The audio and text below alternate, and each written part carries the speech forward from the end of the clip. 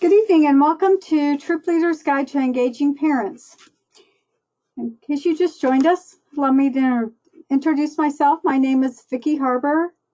I am a membership support specialist with the Council, and I'm looking forward to spending the next few minutes with you. If you have any questions, please type them in the chat box, and Brittany and I will be checking for questions as we go throughout the chat this evening. And I have muted everyone so that we have the best audio conditions possible. And then at the very end of the session, I will open up everyone's mics for questions if you would like to ask some questions or to get ideas from the others on the call. So whether you're greeting a group of old friends or friendly faces, your first parent-caregiver meeting is an opportunity to deepen the bonds amongst all the members of your troop. As the saying goes, it does take a village, and this is no different. It takes a village to lift up the next generation of leaders and set the stage for a successful troop year for your girls. You need to set the tone for parents and caregivers. By helping the adults understand the roles they play in the troop, you'll empower them to stay engaged and enhance the entire group's Girl Scout experience. Girl Scouting provides the best opportunities for girls when parents step up and play an active part in the troop. Without meaningful support from parents and caregivers, it's difficult for a troop to be all it can be. Plus, girls do feel a special sense of pride when their families show an interest in the things they are doing.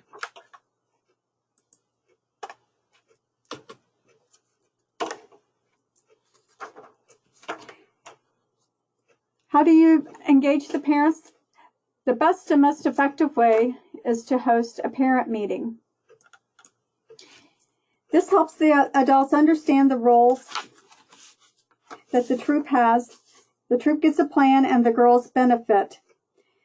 Good troops are not successful because parents drop their daughters off without interacting with the leaders and step out to lend a hand with skills and talents and know-how from time to time. The parents sure do have a lot of skills and talents that the troop could benefit from, so the best way is to get to know them so you know what kinds of things that they can help the troop do. Some additional reasons to have that beginning support meeting with the parents, in addition for them to understand what Girl Scouts is about in general, is the leaders and parents can identify ways that they will work as a team to support the troop. The leaders and parents can agree about what the troop pays for and what the families pay for individually. You can always fill key troop positions because you never know which parent will make an awesome co-leader, cookie parent, cool carpool organizer, or social media poster, for example. The parents know how the troop will communicate things like upcoming events and schedule changes, what happens when there's a school out day when you weren't expecting it, or perhaps the place that you're planning to go for an outing is running late and the plan had to change slightly. So it's always good to have a plan B and for the parents to know what that plan B will be. The parents can also learn about our uniforms, books, and other important basics of getting the troop organized and rolling for the year. So no matter if you've been a leader this is your first time, you've been a leader for a long time, and you're very experienced, no matter where you are in the leadership experience, it's always the best idea to have a kickoff leaders and parent caregiver meeting to set that tone for the coming year.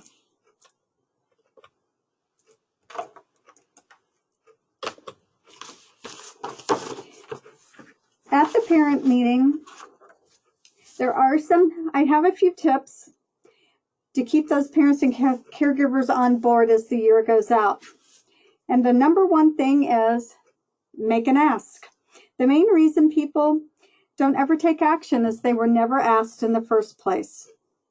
Are you nervous about getting turned down? And maybe that's why you don't want to ask people. Do as we teach our girls. Be courageous and strong and ask anyways. When you get a yes, it sure is worth its weight in gold. And turning a no into a yes is even better yet. If you get a no the first time around, wait a bit and loop back later and see if their schedule's changed or they now know more about the Girl Scout organization and what your troop's doing and the benefits their daughter's getting from it, and they might be more willing to jump in and help out from time to time. The second tip is to make sense of the why.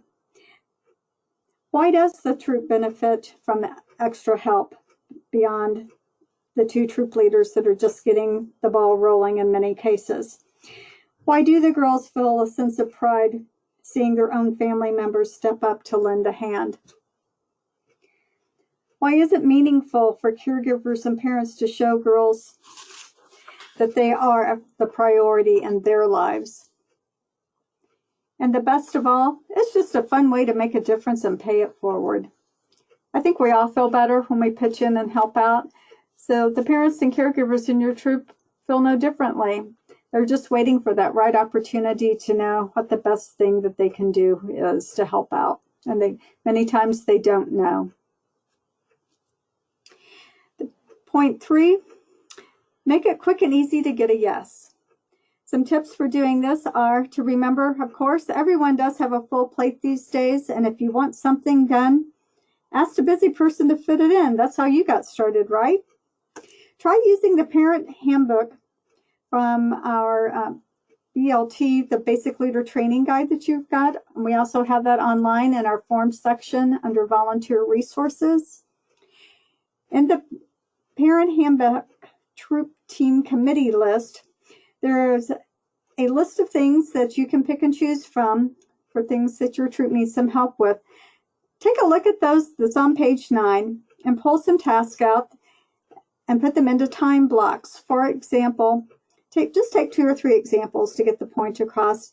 In 15 minutes, a person could help organize the snacks for the next couple of months. They could organize a carpool calendar. They could book a space for the troop to have a cookie booth. If someone has 20 to 45 minutes that they could help out, they could plan a badge work session and present and lead the girls through a specific badge, highlighting their skills and talents. If they have 75 minutes, they could be the child care playgroup leader for non-Girl Scouts. So the leaders and helpers can focus on the girls during the meeting. Another tip is to challenge each family member to help out at least 2 hours this semester or for this Girl Scout school year, depending on the number of parents you have, to spread around throughout the year and how much help that your troop is in need of. You can also use the Families Make It Happen flyer to track family skills and availability. That's a little worksheet that families can quickly check off which days of the week and time frames they're available and what skills that they are willing and able to share based maybe on hobbies or occupational work. And then don't be afraid to ask questions and just get to know your parents so you can deepen your relationship and then know what their true interest is, because everyone always likes to present in an area that they feel more comfortable, where that comfort zone is. Keep the parents in the know. Send troop dates out periodically. Families who know what's going on and feel invested in the Girl Scout program are much more likely to be willing to raise their hand and help out from time to time. The fourth point is make family part of the formula. While Girl Scout programming is always focused on the girls themselves, it is important and helpful to open up a few of events to their families throughout the year. And that can be done very simply by having a holiday open house style party leadership awards time to invite them to see the girls be presented with their leadership awards with their badges and patches. Having a bridging ceremony to celebrate the girls moving from one program level to another in Girl Scouting. Maybe have a summer reunion event and host a family day at the local zoo, park, or water attraction, or another special event in your community. And remember, when you have these family events, it's always a good idea to take out non-member insurance. If you need more information about how to take out non-member insurance, contact your local member support person or call our customer care line. We also have that form also on the volunteer resources forms section at getyourgirlpower.org. And at this time, I would like to open up our conversation to you to see what kind of questions you have before we start to wind up our time together.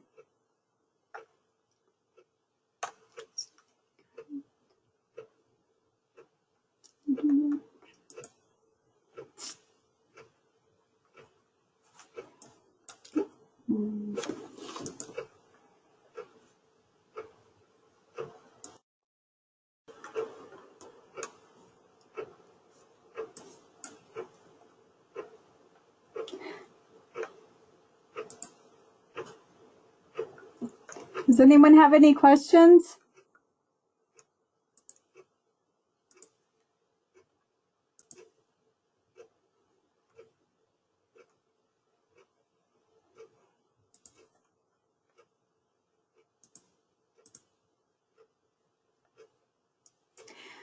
Well, I'm not seeing any questions come through.